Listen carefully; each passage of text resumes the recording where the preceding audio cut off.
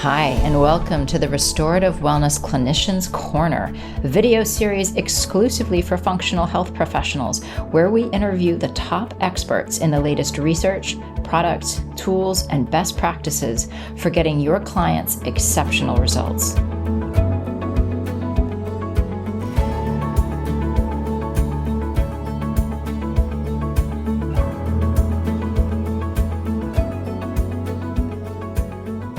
Hello, everyone. Well, today's conversation was absolutely delightful. I knew it was going to be good, and I confess that I get leery of conversations about a single nutrient or molecule or supplement.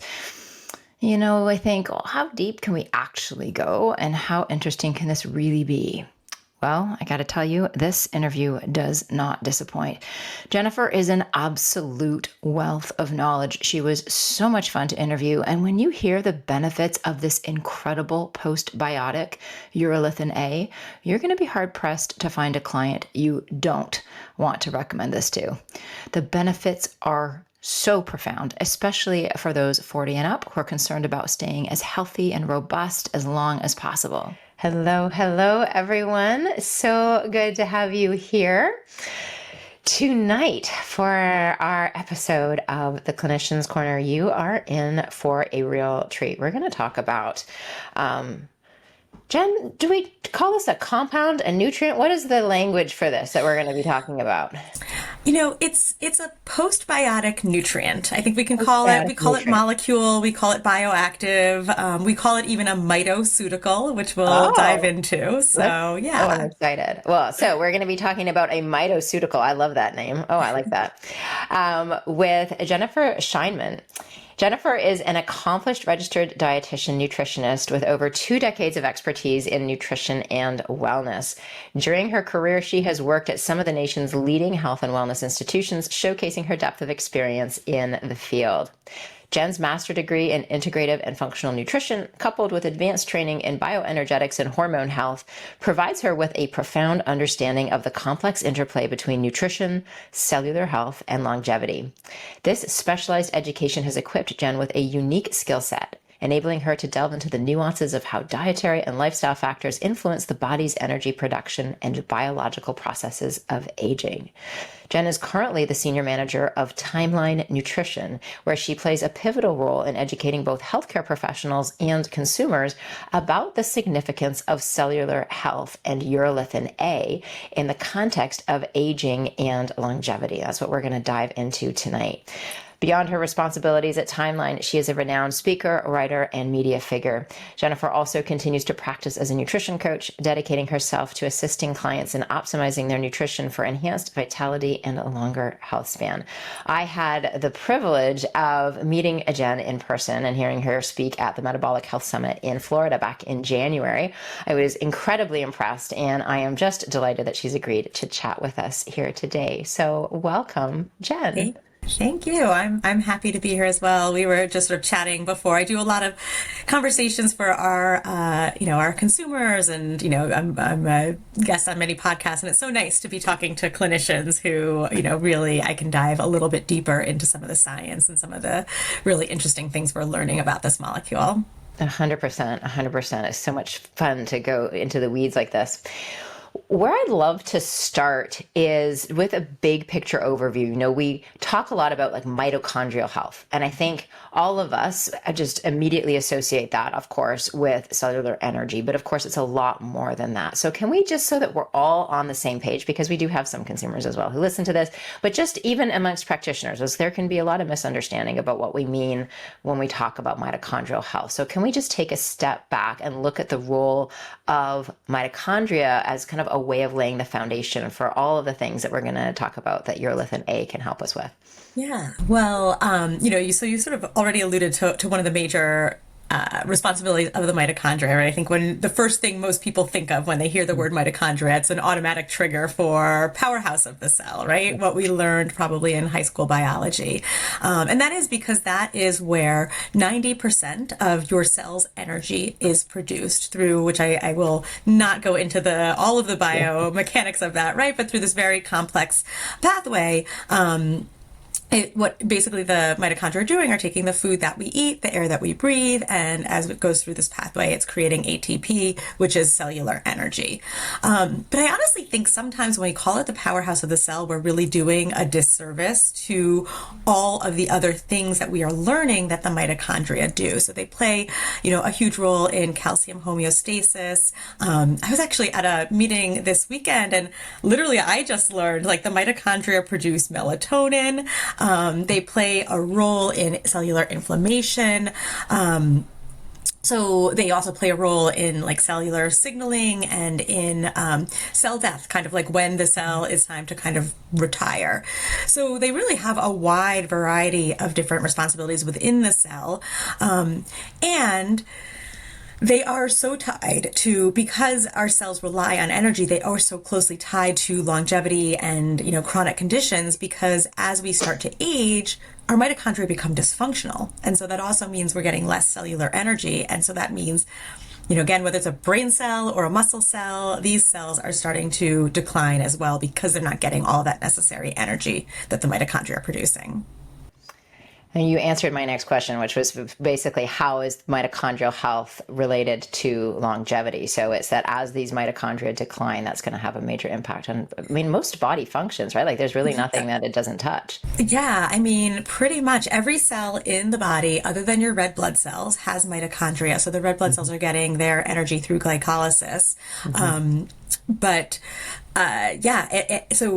the thing that I always find so fascinating too is that mitochondria, like they're very dynamic. They are, like I think back to like high school biology when I first learned about the mitochondria, and there was that diagram of the cell and the nucleus and like two little like bean-shaped mitochondria. But we actually have thousands of mitochondria potentially in our cells. So each cell type, depending on how energy dependent it is, will have varying degrees of mitochondria. So like the muscles, specifically like your cardiac muscles and your brain, is going to have thousands of mitochondria, whereas a skin cell will have less mitochondria, but still way more than those two. And the other cool thing about them is they have kind of their own little life cycle. So they're constantly fusing together, and they go through a process called fission where they divide apart, all to meet the energy demands of what's going on within that cell at any given moment. And they talk to each other and they communicate with each other. But again, as we get older, all of that just starts to kind of get some wear and tear to that entire process.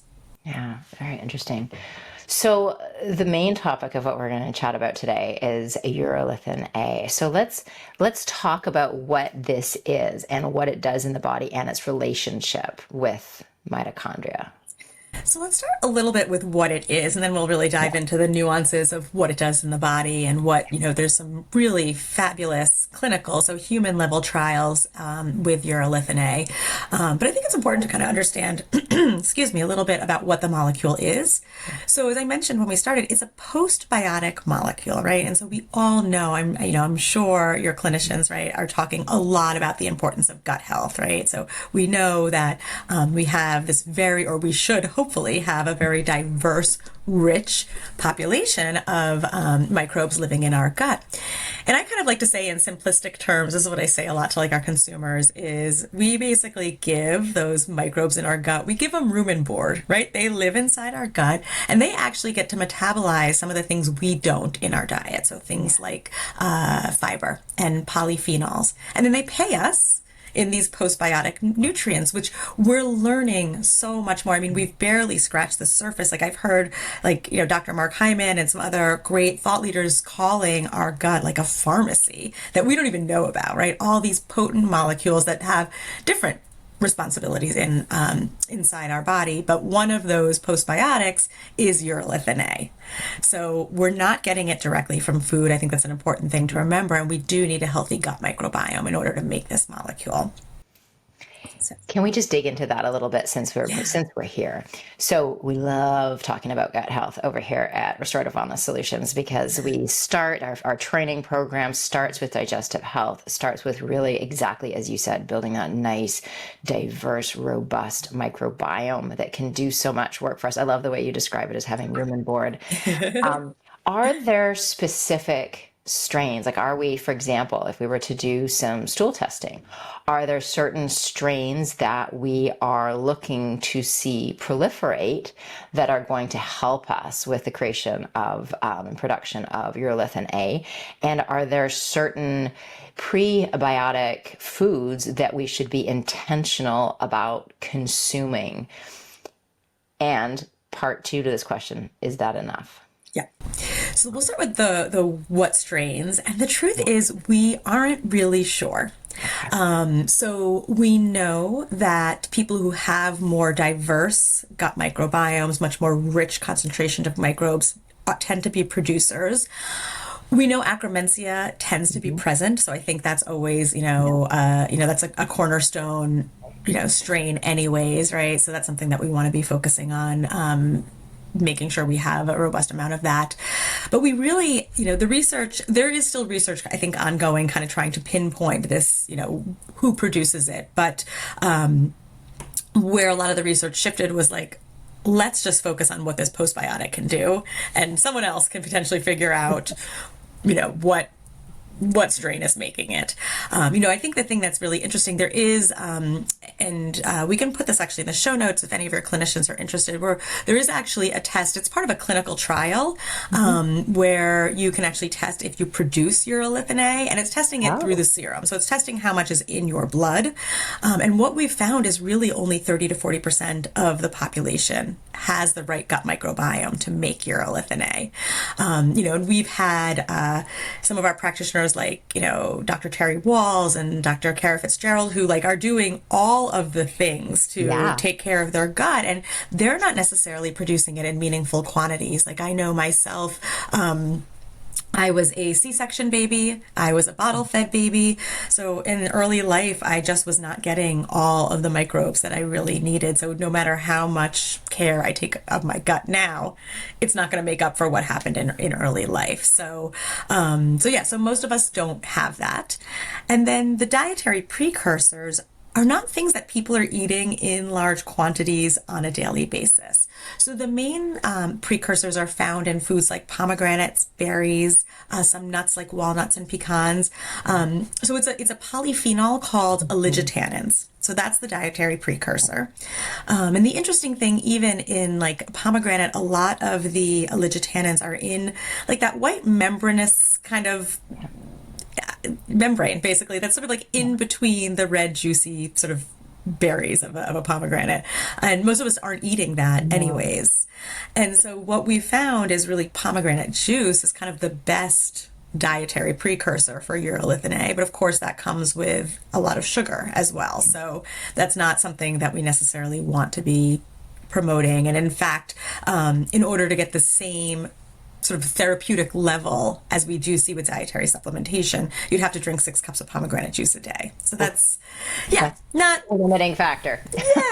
So not something we really want to be, asking our patients, our clients to be doing. So. No, not at all. Yeah. And I love that, I asked the question, is there a specific species? Because that's always what we get asked. But I love that, it makes sense that it would be due to the diversity and that we haven't actually pinpointed one, because I think there's so much in terms of gut health that we don't know in terms of the interplay of these different bacteria, right? It's we want to see the if then, the this then that kind of correlation, but I feel like it's much more complex and this interweb, right, of relationships that create the environment for that. Yeah, and even if we knew, right, and we could, supplement with that probiotic. Again, then you are still asking somebody to drink 6 cups of pomegranate juice a day to get that, right? So, so I think there's, some issue with that, no matter how perfect your gut is, right? Now that test, I know we're going to get questions about this. We will definitely link to that test in the show notes. Is that a test that it's available pretty widely, or how do we get that? It's just part of a clinical trial right now. So I will give the link on how to apply. Not everybody may get accepted, just kind of based on how much availability of it is, but it's a super easy test, and it's something I hope we look at actually commercializing for just for healthcare practitioners, right? Because you want to know if your patients, the test don't guess, right? if somebody is able to produce this on their own, maybe we can play around with dosing for them, right? If somebody's not able to produce it at all, then we know that we need to supplement. But it's a little dried blood test. So we send a kit with, you do have to drink the pomegranate juice. So for people who might be like keto or not doing, any sugar, you do have to drink 8 ounces, sorry, of pomegranate juice. You do a little finger stick. And then we give you a Urolithin A supplement.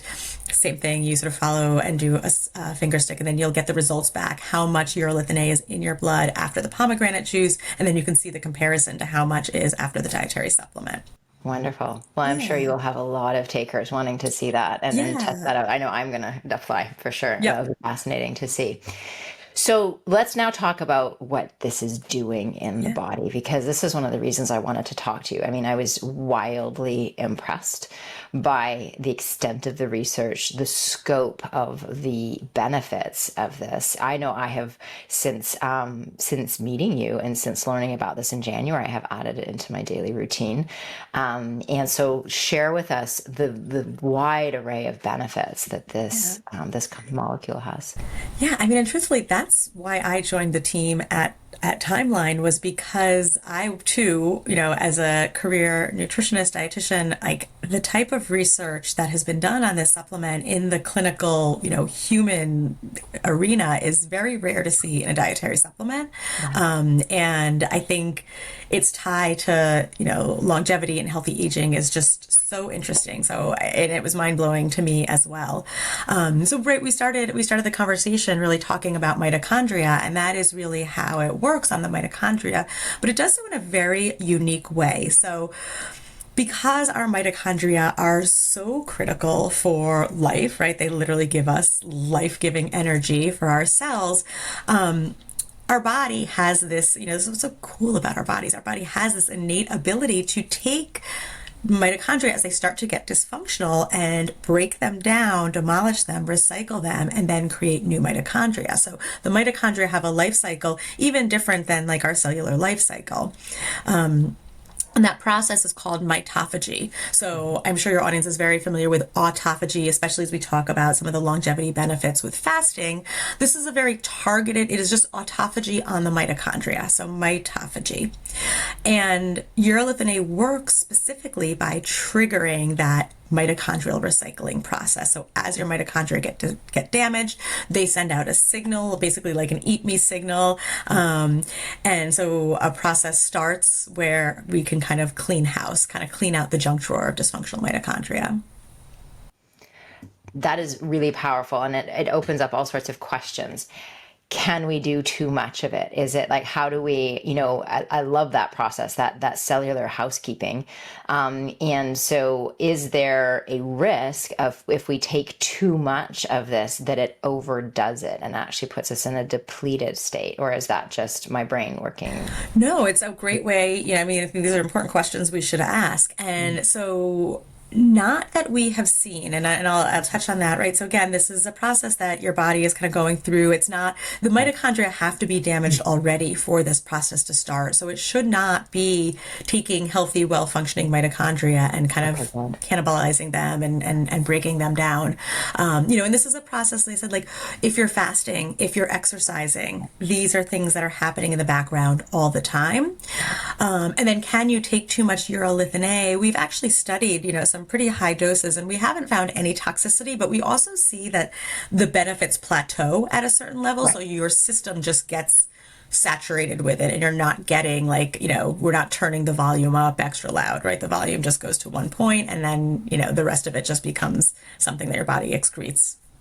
So really, it's just expediting an existing process. It's not going to risk prematurely breaking down any of the mitochondria that's not Correct. At that stage in the process. That's really, Correct. Really good to know. That's Correct. Awesome.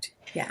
So then if we think about this, again, I feel like the benefits are global, but can you go into this has been so much cool research done on very specific pieces, from the longevity piece to recovery, from an exercise perspective. I see that there's research on immune health. So can you walk us through some of the specifics that you're seeing? Yeah, so the research really started in the muscle space, and the first study that was done, the first clinical study. So there was, there's been 15 years of intense research studying this molecule, really starting in worms, moving to mice and rodents, and then moving into humans. And so the first trial was really like a safety and efficacy trial. It was a 1 month trial with about average age of 70 sedentary adults, and it was done with muscle biopsies. So that's kind of like in a lab setting and anywhere. That's really like the gold standard of how you test mitochondrial function. So after a month of supplementation with either a placebo, 500 milligrams or 1,000 milligrams of urolithin A, what we saw was all of these genes and markers of mitochondrial health and mitochondrial turnover were all upregulated. And the thing that was so interesting, I can give you all of the research articles are all published in really high impact medical journals, which again was like mind blowing to me. But B, they're open access, so you guys can all go and read them.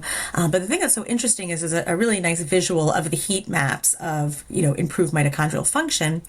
And in this study, it also shows that there was a previous study where we took muscle biopsies of sedentary 70-year-olds and then 70-year-olds that were, training for half marathons, 10Ks, very active. And so you could see the stark distance and stark difference in the mitochondria, obviously, of the sedentary adults and the active adults. But the thing that was so interesting was that the mitochondria of the 1,000 milligram urolithin A looked like active 70-year-olds, and these were sedentary population.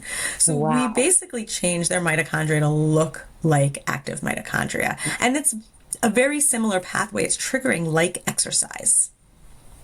In the absence of exercise. Or diet, correct. Or dietary changes. Correct. That is remarkable. I couldn't agree more. And so the next question was like, okay, well, so what, right? Like, what does that really translate to, right? Okay, cool, you're inducing mitophagy, there's more cellular energy, but does that mean you're going to feel better or, there's going to be some sort of health outcome from that? So there were 2 follow-up studies. One was in middle-aged adults and one was in older adults, looking at various markers of muscle health. So we really wanted to focus on muscle because that is so metabolically active, and as I mentioned earlier, thousands of mitochondria in there, but B, just such a key component of how we age, right, is holding on to skeletal muscle for, its function as a metabolic organ, for mobility, for activities of daily life.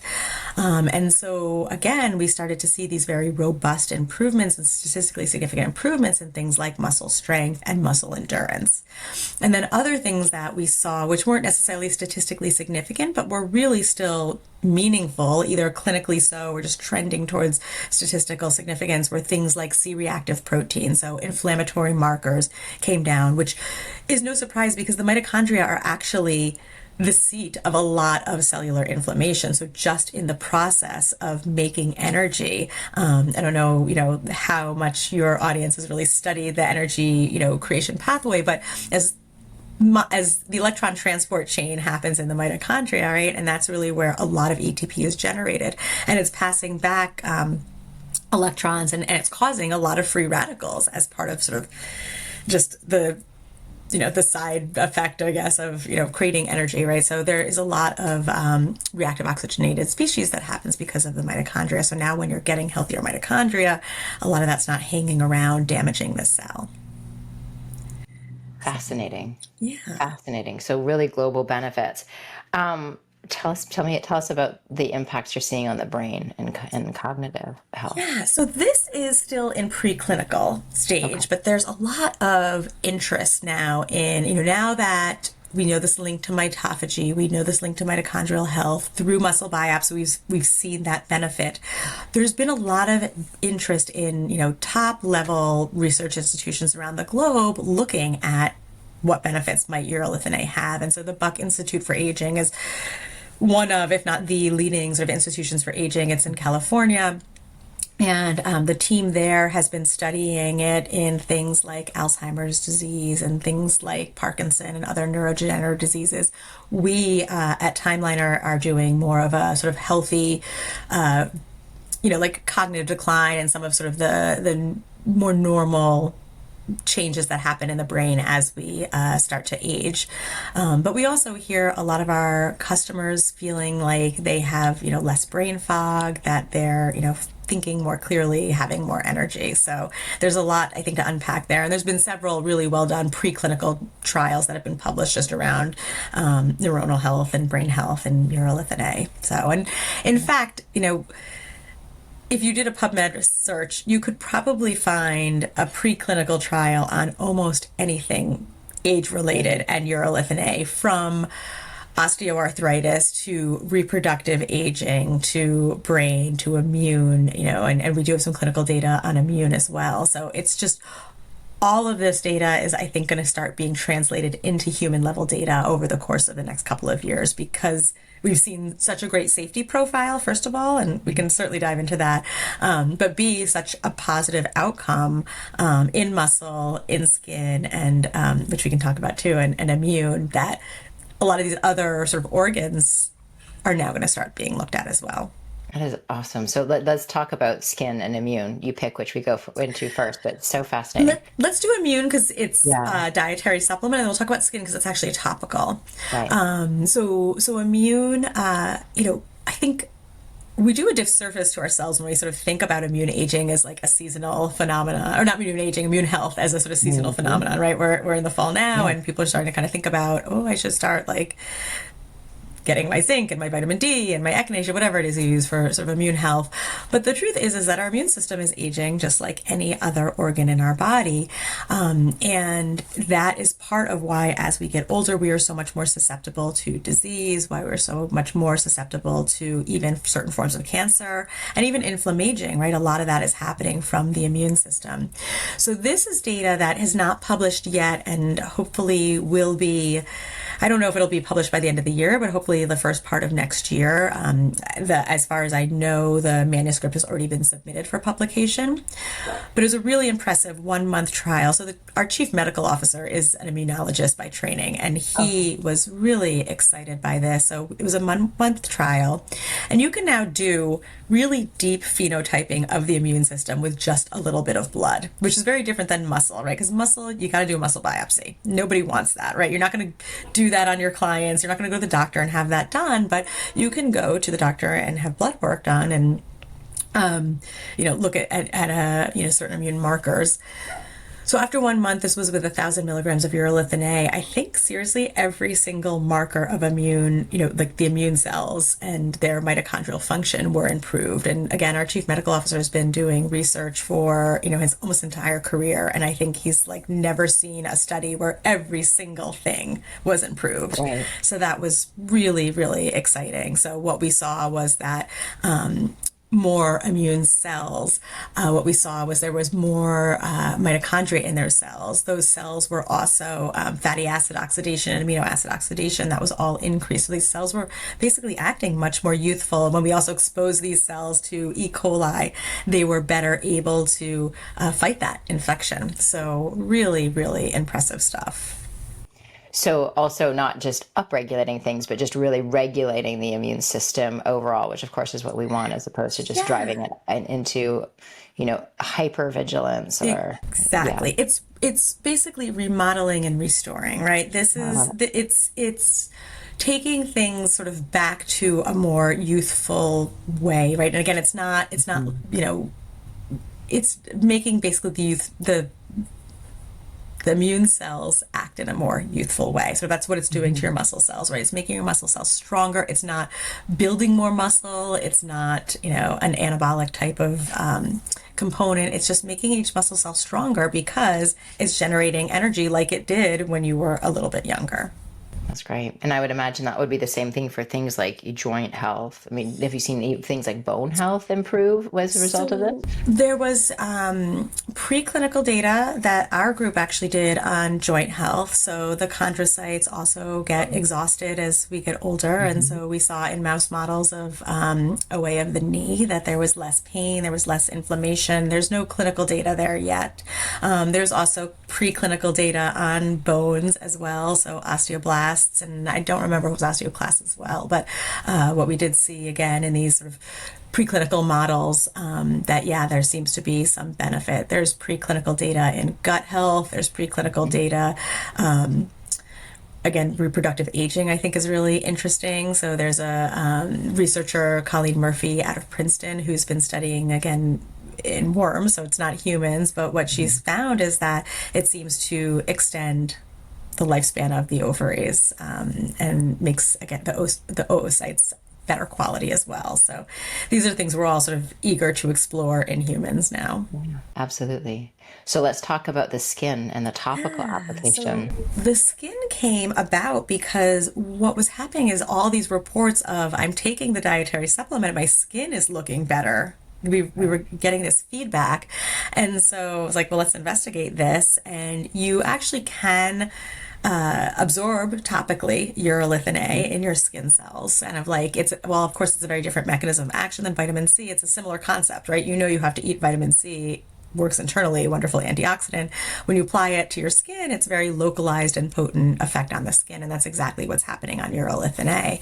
So through skin biopsies, what we've seen is, again, that mitophagy, that cellular turnover of the mitochondria in the skin cells. So the skin cells are acting in a more youthful way. They are generating more collagen. So the genes that regulate collagen production, assembly, organization, they're all upregulated, and those get downregulated with age.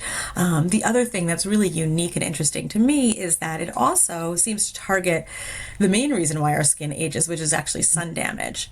Yeah. So we exposed the skin to UV damage and had a placebo cream or the urolithin A cream, and all the erythema and redness and inflammation was resolved much more quickly. So it's targeting all the reasons why our skin ages, the intrinsic sort of biological hallmarks of aging in our skin, and then that sun damage. So it's not a sunblock. I think that's important to know, but it's helping resolve photo damage. That's amazing. The Clinician's Corner podcast is sponsored by Restorative Wellness Solutions, the premier clinical training program for health practitioners who want to learn how to finally get to the root source of their clients' health concerns and help them reverse complex health challenges and chronic illness. You can't afford to keep guessing. Your clients can't afford it either. Today's clients are sicker than ever before. Their health histories are more complex than ever before. And you simply can't deliver the results they crave or build the practice you desire without the right clinical skills. Enter Restorative Wellness Solutions' foundational course, Mastering the Art and Science of Gastrointestinal Healing. Our clinically proven, systematic approach to restoring balance within the body that has helped over 1,000 practitioners transform their clients' lives, grow their business, and change the way health is delivered. In less than 12 weeks, you'll develop the clinical skills and confidence you need to help your clients feel better, faster. Learn how to work with advanced lab testing to identify food sensitivities and imbalances within the gut. Craft custom targeted protocols that truly resolve your client's gut issues, and work safely and effectively with supplements to deliver consistently life-changing results. Visit masterguthealing.com to apply today. I want to ask this in relation to this, and then I really want to dig into all the nuances of dosing and how to take this as a supplement. But while we're still on it topically, have you found that there are certain things that either enhance its absorption or, times of day? Like talk us through, when is this something people are applying at night, in the morning as well? Do they add, I know like some of the red light, the light devices are all the rage right now. Is that something that can enhance it, or does that go work against it? Like walk us through how one would use it in a skincare routine. Yep. So we haven't, it's a new product. So it's really been on the market probably about 2 years now. So it hasn't been studied with specifically other ingredients, like to see if there's sort of a, enhanced effect or using it with red light. A lot of our derms that are using it though are kind of making that connection, right? Potentially using it after like a microneedle session or a laser session, after a little bit given time, right? Of course, like you don't want to do that right immediately. I personally use it with my red light as well. And there are, so the base level is 1% urolithin A. So there's 3 different products that Timeline makes, skin products. They all have 1% urolithin A. So there's a serum, a day cream, and a night cream.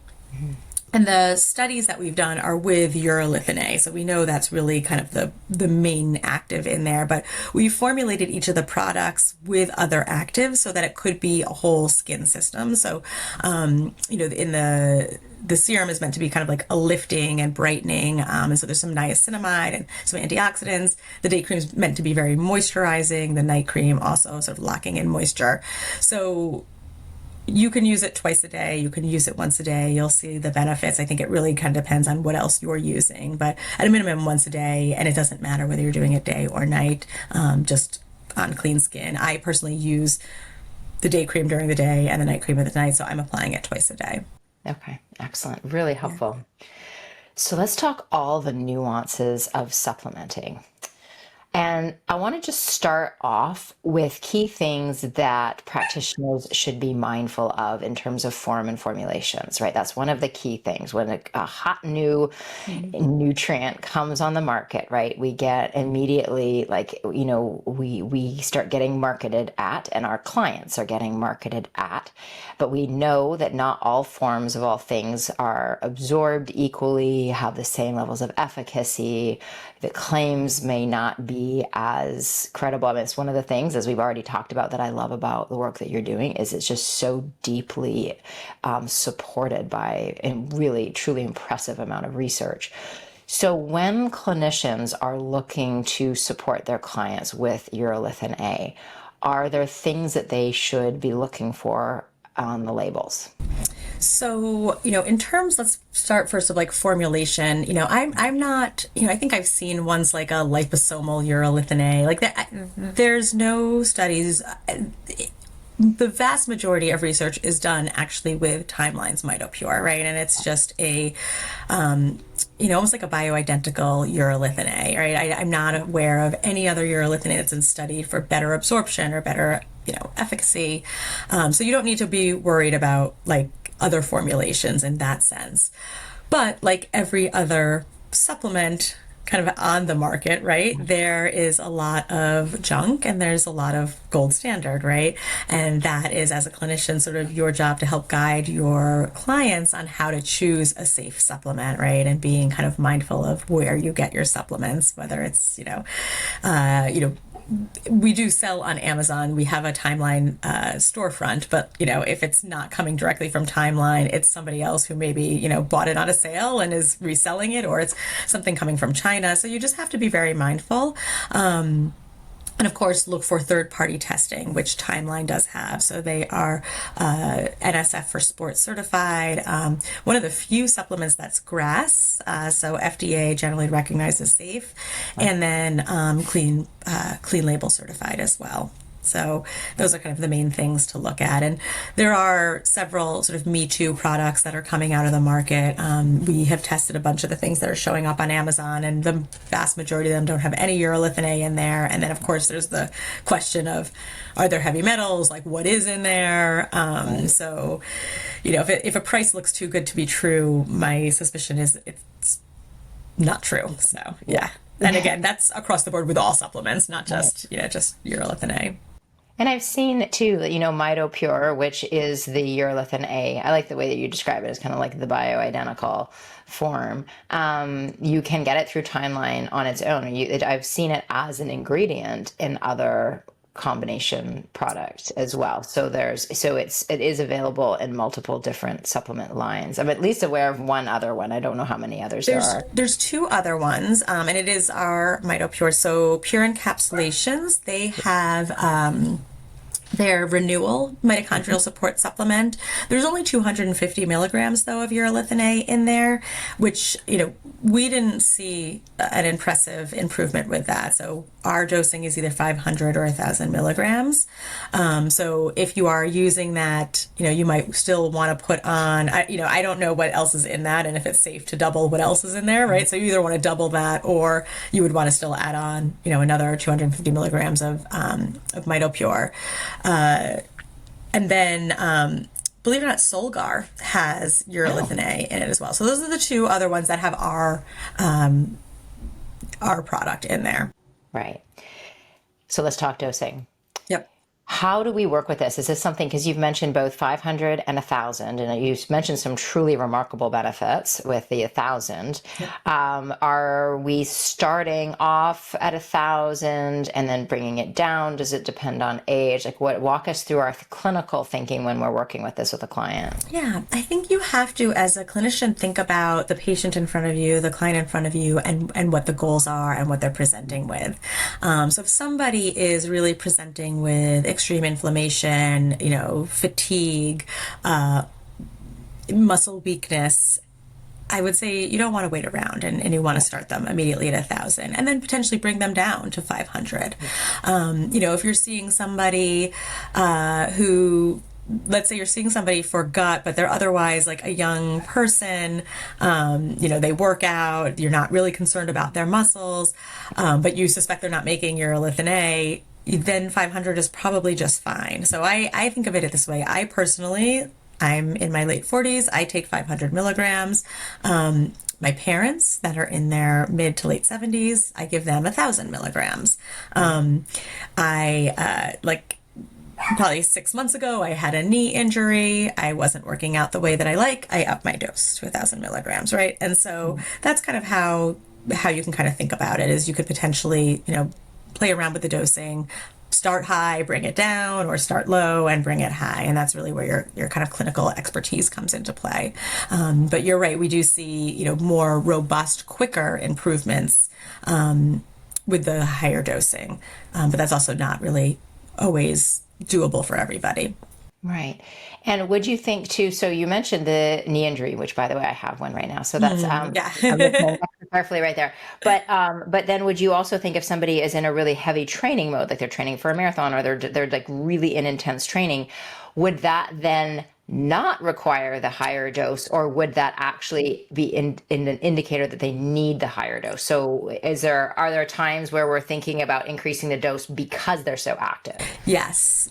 And that's actually a study which also should be published very soon that we just wrapped up looking, so our studies first looked at like kind of sedentary adults. And so the question, we've got a lot of athletes actually that are on the product because mitochondria to drive the energy for them to perform. And so we finished a study, which again, I'm hoping is published soon, which was looking at Olympic trained endurance athletes. And while they are doing all the things to kind of improve mitochondrial health, they're also in a state of inflammation, exercise-induced inflammation.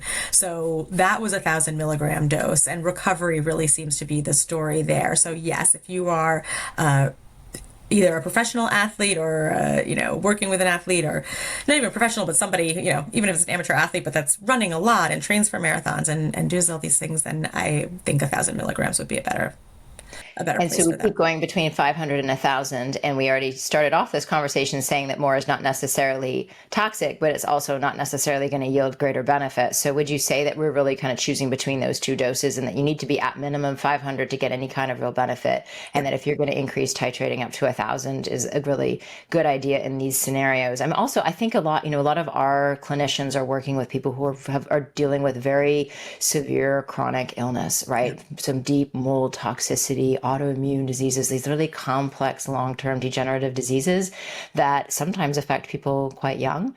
Certainly we see them in the older populations as well. But I'm thinking that this could be, we're always thinking about that mitochondrial support. This could be a really effective way. Often we see, this is one of the things I really like about this product, is that, a lot of mitochondrial supports, there's so many different ways to support the mitochondria that we take these big, complicated formulations, right, that have so many different things in them. And I personally start to feel a little bit leery when we have too many things going on. It's like, how are these things interacting with each other? What is really the active ingredient?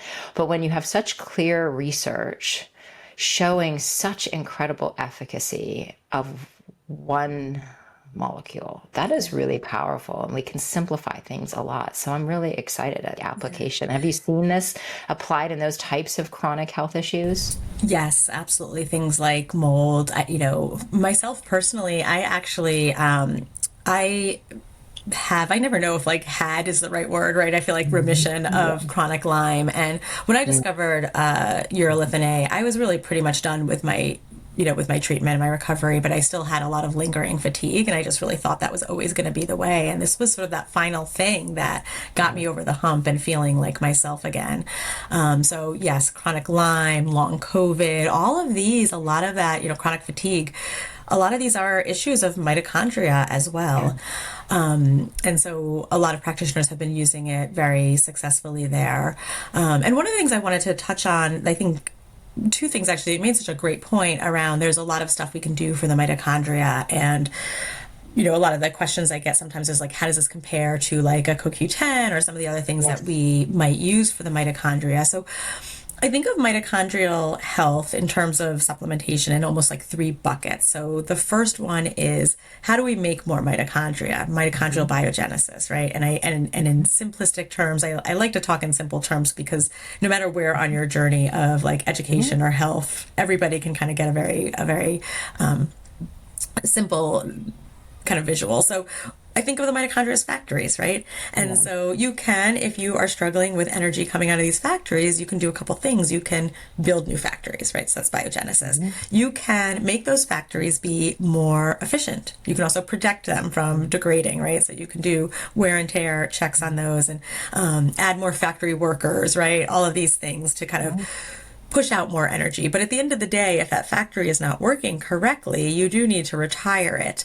And you only have so much real estate in your blood and so in your cells, I should say. So you can't just keep building new ones without demolishing the old ones. And that is where Urolithin A comes in. And other than fasting and exercise, which especially if you're dealing with a sick population, those are probably not things that are happening very often, right? This is the only molecule that in humans has been shown to trigger that recycling process. So I think of it really as like the foundational piece. And then all of those other molecules, vitamins, cofactors can certainly be layered on top to really help drive that energy. But again, with a dysfunctional factory, there's only so much you're going to get out of that before it's just kind of kaput. And the other thing I wanted to kind of say was you're absolutely right about these sort of like proprietary blends and things with, so many nutrients. Like there's just is a Goldilocks effect, I think, right? Like you want to be very careful when keeping the cell in like a homeostatic state where you're not overstimulating so many things and knowing how these things all work together. So and then you also don't know what is actually like working and helping my patient feel better. So I have always steered more towards like when possible, single nutrient supplementation. Sometimes that does get to be a big stack, so you also do need to be mindful of that as well. But yeah, that's been kind of my thought process. That's fascinating. And, thinking about things like the long COVID, the Lyme, the chronic disease processes, if we think of the combination of, the mitochondrial, that mitophagy piece, but you think of the benefits in terms of the immune system remodeling and how helpful that would be with these chronic disease processes. I think that combination is quite magical. For sure. Helping to get some of the inflammation down, helping to, make you just feel even just a little bit more energetic, getting rid of some of that brain fog. There's a lot of potential benefit there that I think can be really helpful. Question for you. Are there contraindications? Like, are there either people with certain conditions that we should not be using this with? Are there, medications they might be on that would work against this? Are there other nutrients, other supplements that we want to be mindful of dosing this alongside? It has an incredible safety profile, right? So again, this is something that our bodies should be making, and we probably, all were making at some point in, evolution until we got into modern day society where our guts just, are not happy anymore. So it's very safe. We haven't, in our clinical trials, we've had thousands of people go through our clinical trials, and there was no significant difference in adverse events between placebo and between supplementation, no side effects, no, either drug or other supplement interactions. And even now it's been on the market for, I guess, probably 4 to 5 years. And, again, we haven't had this feedback of any concerning side effects or interactions. So it's very, very safe.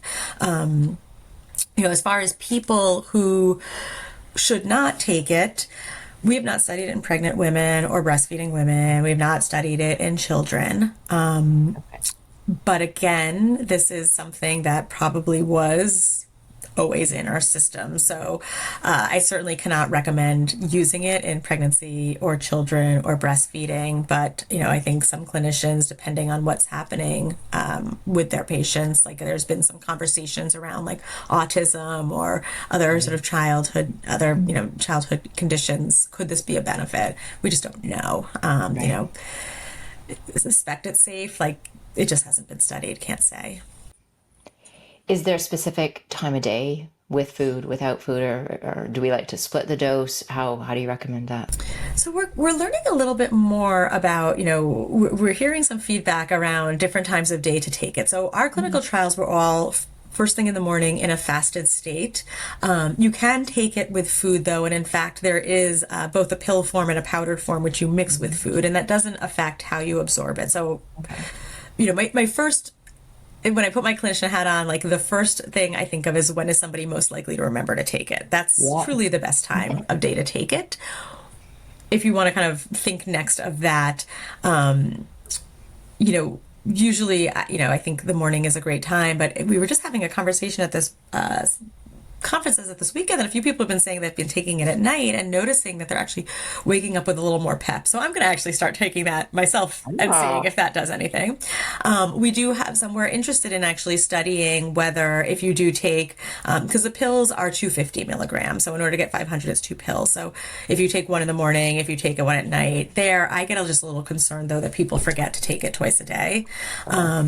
So there's, we don't know if you get an extra benefit doing a split dose or not. I think the most important thing though is just consistency in taking it around the same time every day. It has about a 24-hour half-life, so to kind of keep that steady state, then you want to make sure you're taking it around the same time. I mean, we have some athletes that are talking about taking it right before or right after.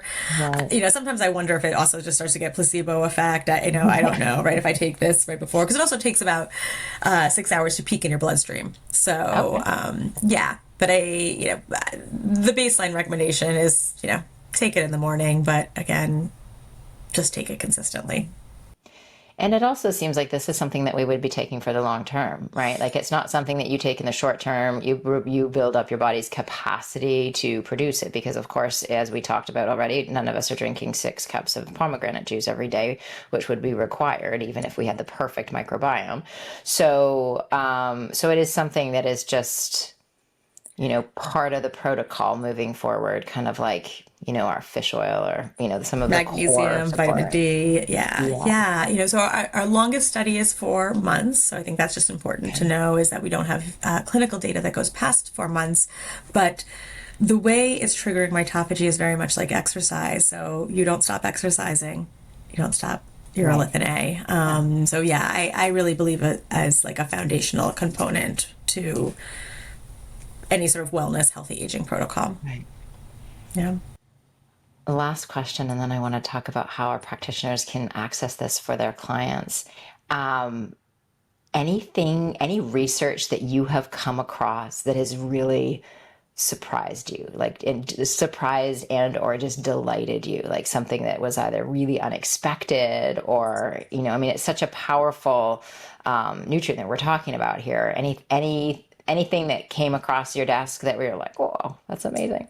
I mean, hearing our chief medical officer talk about the immune data was exciting. And I get that he's an immunologist and so is a little bit like biased in the sense that he's just excited about immune data in general. But the fact that he had said he has been studying, he's been doing clinical trials, even outside of Mitopure and Urolithin A, he's been doing clinical trials like his whole entire career. And to hit like every single endpoint with a positive note is very rare. And this was also a study was done like out of the Buck Institute and the Frankfurt Cancer Institute. So very highly respected, research institutions. So he's really blown away by this. So I have become as well. I think the other thing that just for me was more alarming, I think, than exciting is just how few of us are making this. And again, even with a healthy gut and doing all the things, most of us are not making it. And, as nutritional professionals, most of us, I think, like to go to food first, right? Where you can get it out of food is really critically important, but not everything in a perfect world, that would be great. But most of us, do need supplements to supplement what we can't get in the diet. And so that's really why I'm a believer. This is one of those places I just don't trust my diet to be enough. Have there been any research done on other factors other than dietary intake and gut, but thinking of things like exercise? I'm just thinking of any correlations, like I think of like BDNF in the brain that we have, it's there's some nutrient relationships, but it's their lifestyle factors and there's behaviors that we can do to increase the body's production of that. Has there been any research into urolithin A with any of these lifestyle things? I wonder. Not that I'm aware, right? But I think if we just think about it, right, the healthier you are taking of your gut, right, like vagus nerve, stress, right? We know there's a gut-brain interaction. There's a gut-muscle interaction. I mean, the gut is critically important for every aspect of our life. And so all the things that we can be doing that are supporting a healthy gut are probably going to be supporting, and so again, it's like stress reduction, exercise, but not too much, right? Too much exercise actually can have a negative impact on the gut microbiome. So, I mean, my bet would be anything that you're just doing to support your health in general, getting rid of, junk food in the diet, trying to keep your toxic exposure at a minimum. All of that's going to just help to keep your gut healthier, keep your body in a state of better homeostasis. But there's no research that I'm aware of that has connected those things yet. Okay.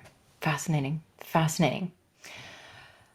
Where can we get it? I know you mentioned there's a special sale coming on tomorrow for those of you who are here. Good job, guys. So this was like perfectly timed for anyone who is listening live. So tomorrow we are doing an Amazon Prime sale, and I know I said like be cautious of Amazon, but we do have an Amazon storefront, and you'll have to check tomorrow what the discount is. I'm not exactly sure what it is, but from what I understand, might be the highest discount we have given. So, and we did an Amazon Prime in July, and we sold out, which was like mind-blowing. So that's super exciting. But in general, you can get it at timeline.com. And we'll be giving your audience a 10% off. So we'll make sure we link to a link where they can get it and a coupon code.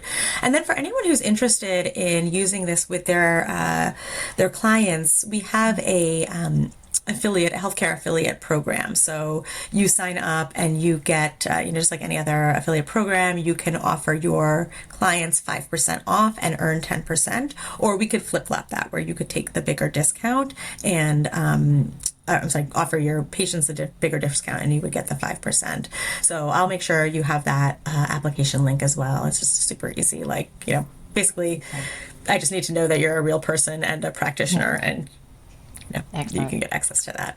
And do you do drop shipping and all that kind of stuff? We don't do that yet. So it is much more of a direct-to-consumer type of thing. So if you have your own website, you can put the link up there, or you can just kind of refer. As long as your clients have your personal code, they can go to the regular website. They don't have to go to your unique URL.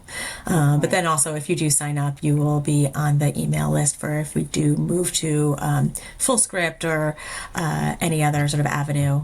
And which is something we're kind of actively looking at, which is a little request actually for anyone who's listening, if they would like this to be on FullScript, to actually write to FullScript and ask that, because FullScript actually went through a merger with Emerson, and while they're sort of cleaning house, they've been very limited on what new brands they're taking on. So they've made it very clear, like, we're really only taking on new brands that are heavily requested right now.